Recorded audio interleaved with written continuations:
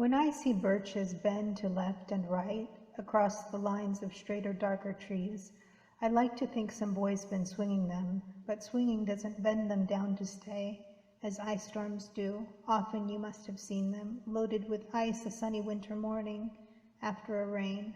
They click upon themselves as the breeze rises and turn many-colored, as the stir cracks and crazes their enamel. Soon the sun's warmth makes them shed crystal shells, shattering and avalanching on the snow crust, such heaps of broken glass to sweep away.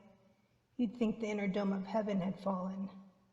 They are dragged to the withered bracken by the load, and they seem not to break. Though once they are bowed so low for long, they never right themselves.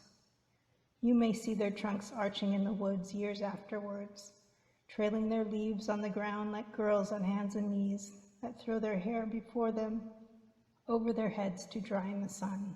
But I was going to say, when truth broke in with all her matter-of-fact about the ice storm, I should prefer to have some boy bend them as he went out and in to fetch the cows. Some boy too far from town to learn baseball, whose only play was what he found himself, summer or winter, and could play alone. One by one he subdued his father's trees by riding them down over and over again until he took the stiffness out of them. And not one but hung limp, not one was left for him to conquer. He learned all there was to learn about not launching out too soon, and so not carrying the tree away clear to the ground. He always kept his poise to the top branches, climbing carefully with the same pains you use to fill a cup, up to the brim and even above the brim. Then he flung outward feet first with a swish, kicking his way down through the air to the ground. So was I once myself a swinger of birches, and so I dream of going back to be.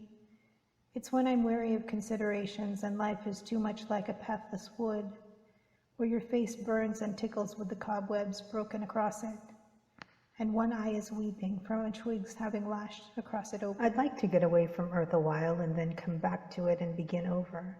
May no fate willfully misunderstand me and half grant what I wish and snatch me away, not to return. Earth's the right place for love. I don't know where it's likely to go better.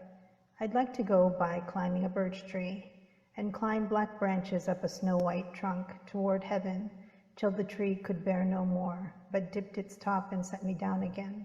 That would be good, both going and coming back.